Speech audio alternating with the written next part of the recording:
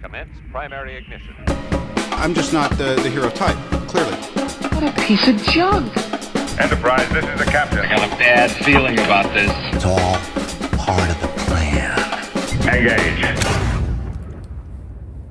Welcome back to Podcast 2 for 1. I'm your host, Donovan Thompson, with my co-host, Daniel Wingfield. and today is episode 129 of Podcast 2 for 1, and we were reviewing I Am Groot by Marvel Studios on Disney+, at least the first 5 episodes. I believe this is part 1 of an eventual part 2 release. Daniel, this is our first Babycast in a very long time. What's a Babycast? Yeah. A Babycast is where we cover something in a baby amount of time, which babies are small. And that's what we like to say baby instead of small because it's branding. And so It is branding. Babycast. Yeah, that's Babycast. Babycast. It's all the goodness wrapped up in a little tiny baby for your viewing ears. But we For your don't viewing ears. poop our diapers or other stuff. So No, we're strong babies with good bladders and colons. Yeah.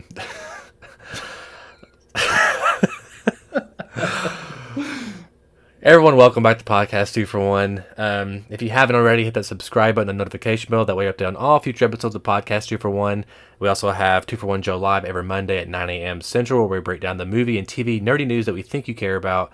And of course, we're on all podcast services. And if you didn't know, and boy, oh boy, I bet you did not, we are sponsored by Kapow Comics, located at 4047 East Kill Avenue in Sherwood, Arkansas. There they have comic books, collectibles, graphic novels, and of course, special guest appearances throughout the year. Kapow.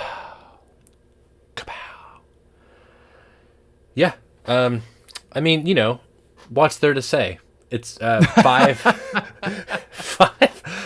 short episodes of Baby Groot. They're probably without credits, 3.5 to 4 minutes long.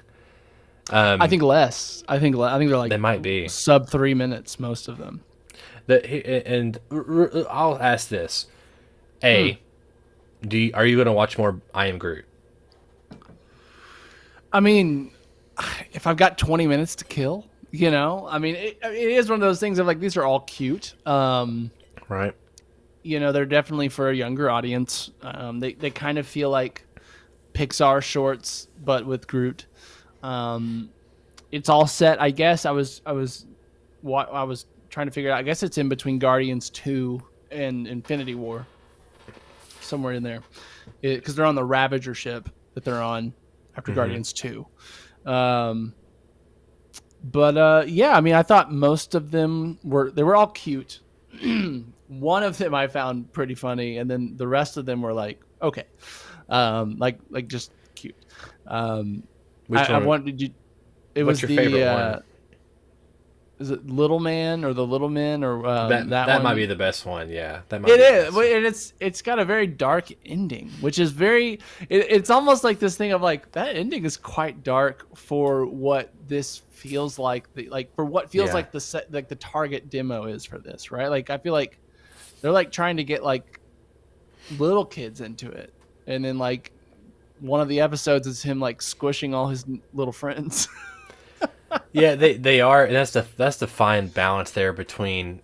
You also got to have the adults able to, you know, watch this. You don't have to, but it helps the adults, you know, pick this kind of content when it's also something for them. And everyone, you know, I feel like everyone was all about I Am Groot, about Baby Groot whenever Guardians 2 come out.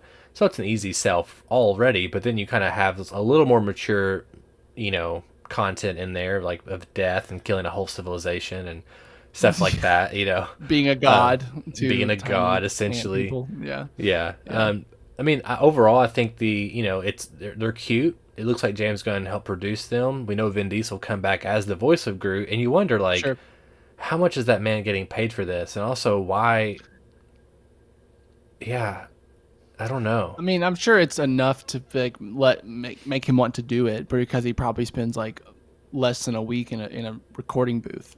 You know, probably less than a day or two. Yeah, exactly. So I'm sure it's just like a nice little paycheck for barely any work.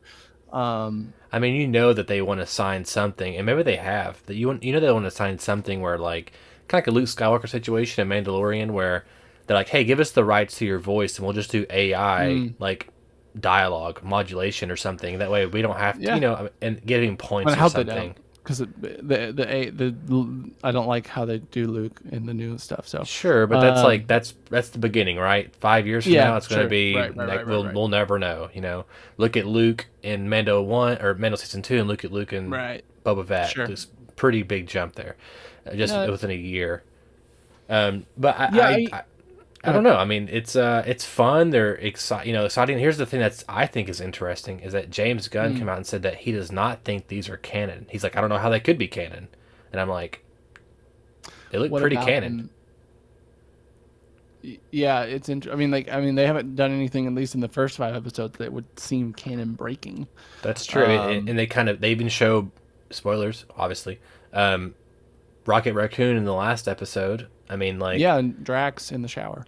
and Drax in the shower, and it feels like it's it's these Yeah. little side stories that he's doing because he's a baby and they're not always watching him, and Right. you see the ship parked on the planet, so you just I think it's cool too. It just kind of shows like, oh, the Guardians are doing things, Yeah. Well, we No, don't see them. it's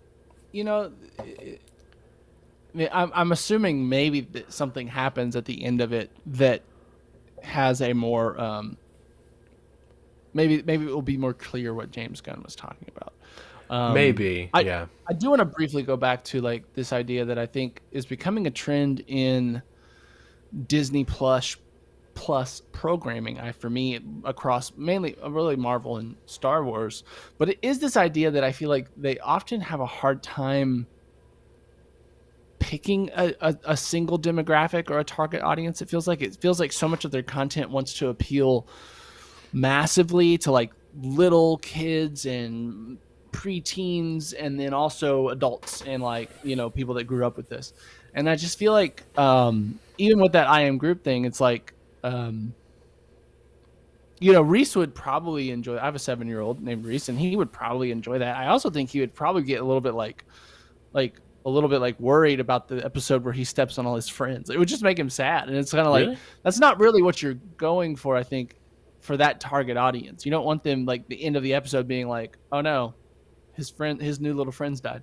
Yeah, but and I I mean, guess- look at Toy Story 3. I mean, granted, you could argue Toy Story 3 was made for us, not for kids. Well, but here's that's way how you do darker. it well. I It's just way think, I think- darker. I mean, it's But you don't have any attachment to these little alien creatures. I mean, I don't think it's But that movie traumatic was or for anything. adult. I mean, Toy Story 3, I think I would say arguable. that was for the people that grew up with Toy Story more than anything.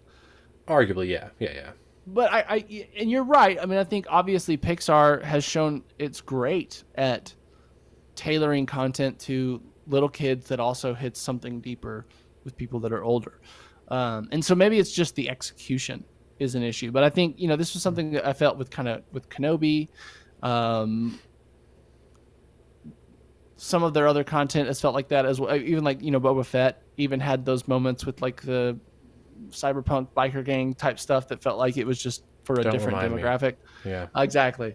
I don't know. And maybe it's nothing, maybe this is just still Marvel finding their feet when it comes to serialized content. Yeah, I don't feel so much on that one. I mean, I think this feels exactly to me like an episode of Booba, if you know what that is. I think it's on Netflix or Disney Plus. It's this similar concept. It's just this troll-like slapstick humor. monster. Yeah, slapstick humor. He gets in a situation, he gets out of it. They're a little longer. They're like 7-8 minutes, I think, or maybe shorter. I don't know. But it's all CGI, that kind of stuff. The thing a couple things I took away from this is this is just another thing that they have to have all these VFX houses work on. These are, I mean, put all together, it's still only 20 minutes, but that's almost a whole act of half an act of a movie or 2/3 of an act of a movie. That's a lot of visual effects work, and it looks pretty good. I mean, there's parts that don't look as good as some of the movies, but overall, it's not bad. And granted, they don't. None of that can be real. I'm sure it's all comped. Maybe besides the ship at the end of the Ravager where Drax is. Maybe that's also visual effects where they're. I mean, it all looks CGI to me. Yeah, I didn't really think it looked very real, but it might be a little easier because you're not comping green screen and actors, everything else. But Right. we've had, I don't know if you've been watching 2-for-1 Joe or not, but it's there's a lot of VFX people coming out right now talking about how they're overworked in game. They were told the month before that the release date had been pushed up a month you have a month now instead of Yeah. 2 months to finish VFX on Right. the biggest movie of all time. Yeah. And I remember when that happened. yeah, and then there's also She-Hulk, which is dropping tomorrow. Yeah. And they're getting criticized on the VFX for that. And the credits are 2.5 minutes because there's all these visual effects artists working on this movie for a 3-minute short. You know what I'm saying? Yeah. So I wonder, like, is Marvel just still stretching too thin, and is there a breaking point? Because VFX, we heard this when we were in school in 2010, 11, 12, was that VFX houses are like sweatshops, basically. That was 10 years ago we heard that. Yeah, because they're not in their unions. Either they don't have one, or they're in like kind of lumped into a different one that doesn't really have as much working towards them. It's kind of like animators, right? Like animators don't really have a union, Right. or if they do, it's just not very strong. But yeah, I think it has to give. I think even just based on social pressure, that I think that for better or worse, Disney is a pretty progressive company, or likes to project its progressiveness, right? That they're kind of ahead, or leading the line on some of these progressive social movements and stuff like that, and work-life balance, and just the 9-to-5 rat race stuff like that in general in our society has come under a lot of criticism over the last few years. Part of it has been the pandemic and everyone working from home and realizing, oh my God, I can do all my work from home and I actually have more time and I don't need to be at the office all day to do this stuff. But I think if the noise keeps coming, which I think until the conditions change, I don't see how they wouldn't, Disney will change something. And I think, it's probably one, maybe a couple, hopefully it's, an executive or two at the top that is very financially minded, and they're going to have to be seen, they're going to have to see some sort of public outcry or something, if people start, I don't know, protesting Marvel movies or something, or whatever. Like, I think that will change. I don't think at the end it'll change because they'll realize that they'll start losing money from it. It's not going to change because they think it's right, probably, but it'll change. I do think that, we've talked about this a lot. This is the first time, since Endgame, that we've felt the fan base kind of waning a little bit. And we felt that within ourselves, too. Yep. Obviously there was movies better or for worse in the MCU. Ant-Man the Wasp, wasn't as good as Ant-Man 1 in my opinion, but it's still fine. But now we're kind of getting things like, Eternals, where it's rotten on Rotten Tomatoes and you didn't like it, and we got, things like Thor Love and Thunder, where, might had a few laughs and enjoyed some of it, but it's, at the end of the day, it's not, I don't think, what you and I wanted from a Thor movie. No. Or from just a movie about a character in general. Yeah, exactly. And Doctor Strange, wasn't, that was maybe our fault to get like WandaVision, but also we have all the supplemental things like, all the other TV shows like Hawkeye and, WandaVision and What If and all these other things. So, something's going to give eventually, and I'm hoping that Kevin Feige, someone has to be telling him, or he has to feel the social media or something about the VFX houses are being overworked.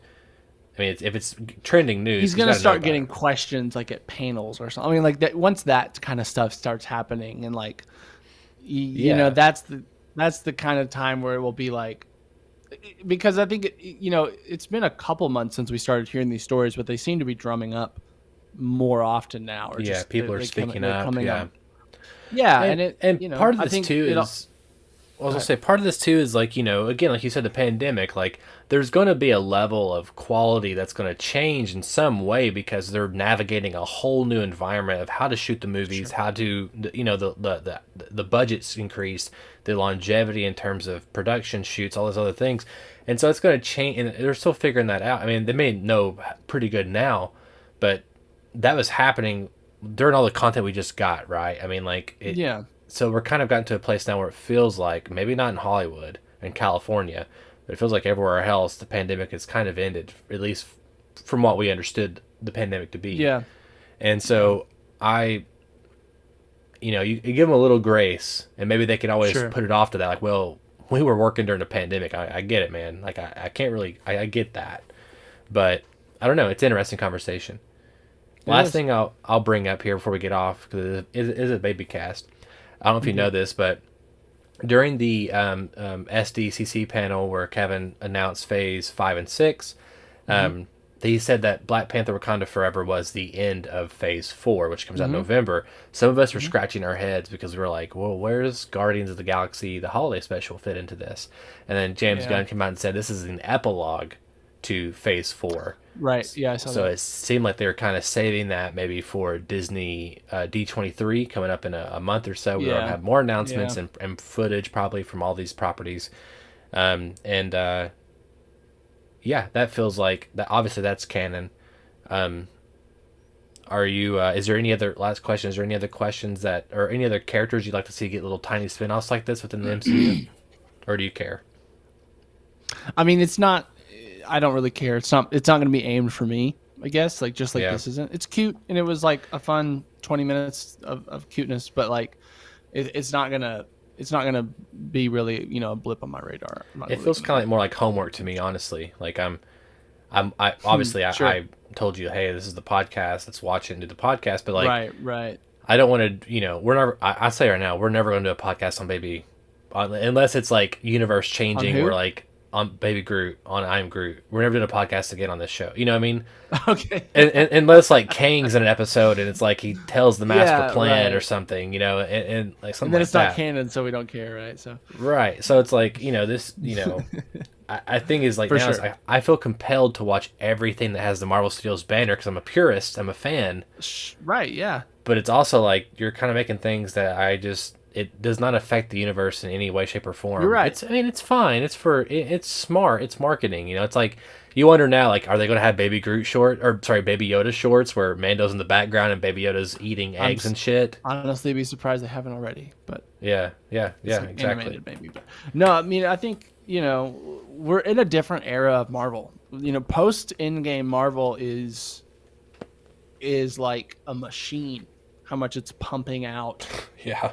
Just content. You know what I mean? And a lot of that content is not reaching the level of quality that I think their first saga had, which is a bit more, we got a movie every couple of years, at least for a while there. And then they started picking up more towards the end. But like now it's 2 to 3 movies a year, 2 to 3 Disney Plus shows a year. And so it's weird because I think I don't see this stopping. I mean, I feel like they're not at the very least, they're not going to slow down the amount of content they're putting out. They're either going to keep it the same or do more, it feels like.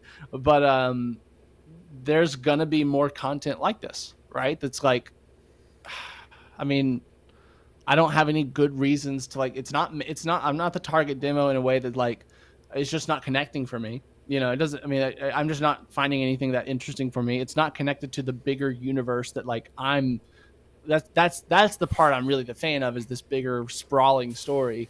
And yeah, so I feel like we're going to be encountering what you're talking about here more and more, which will be an interesting thing. Yeah. I wish they had packaged it up into like one thumbnail instead of having 5 different. It makes it, I'm like, Oh my God. I hate that. Okay, so the interface was horrible. Like Yeah, bad. I didn't watch them in order because they didn't give them to me in order when I clicked Really? on them. Like it was just like, I think the first one I watched was like the shapeshifter one. I think it's number 3 or 4. Yeah, and then like the episode 4, I watched the first steps one, and I was like, oh. So like when you watch an episode, or when I clicked on the I Am Groot, I was on the web browser, I wasn't on Xbox or anything, but like it like puts the little thumbnails up there. In the middle of it was Guardians 2, just like related, like suggest. Yeah. So like I remember like clicking the next one, and I was like, it like took me to start watching Guardians. Like what? No, I just want to watch this. Yeah, it was. Yeah, their overall was plan for the streaming service is definitely like, let's do a visual overload on the interface. That way you feel like we have so much content. And I'm like, I'd rather have like HBO Max where it feels like it's curated to me, and like it feels sexy, and which again, it is simulation overload right now going. It really is. They've had that since the beginning, and I wonder when and if they'll change it. So next week we'll be talking, I believe, She-Hulk, and I think Sandman at some point. She-Hulk is getting really good praise. I think it's first Are 4 we only episodes. getting one episode? I believe so. We're getting one tomorrow. Yeah, and we know our boy Daryl's going to be in it, so we have to watch the show. I saw some interesting comments about it's going to be the lighter side, which Yeah. I can see potentially making some people angry. We'll see. I guess, but if they've ever read a Daredevil comic, he's not all doom and gloom. Yeah, I know. It's He's- just yeah. I think the Netflix series created kind of like this like edgelord following of Daredevil, or like that's why we love him is because he's they're wrong. edgy I and mean, he Daredevil, does he's like blah, blah, blah. he's always smiling. Like when he fights, he's smiling. He like smiles with like blood in his teeth. That's Daredevil. yeah. He's like the He's like the Flash of the Marvel universe. But I'm excited to see a different version of him. me too. Yeah, I mean, again, it doesn't negate that previous version. People, that's the best way of multiverse is you get all of it. Exactly. Daniel, how can our listeners write into us? Listeners, you can write into bit.ly/241mail. Let us know what you thought of Baby Groot, or don't. Let us know something else that we talked about on the pod today. But yeah, bit.ly/241mail. There you can let us know what you thought, and maybe we'll read it on the show. Maybe. And if you can always also write us in as we're live, or we typically do these live. We don't really have a set schedule for the pod, but you can catch us if you subscribe, you'll get a notification telling you when we are live. And of course, we are live on every Monday 9 a.m. for 241 Joe live. We're just unpredictable. We're just like Really, we are. You just can't nail us down. We're just like Yeah. wild cards. Just a couple really wild are. cards. We are. Hopefully, in the next month or so, we'll have Dr. Bruce Hutchinson back on, and then we'll have him again, I believe, one more time for our 150th episode celebration, which hopefully is around the corner. Yeah. Anyway, thank you guys so much for watching. My name is Donovan Thompson, I'm Daniel Wingfield. and we have spoken.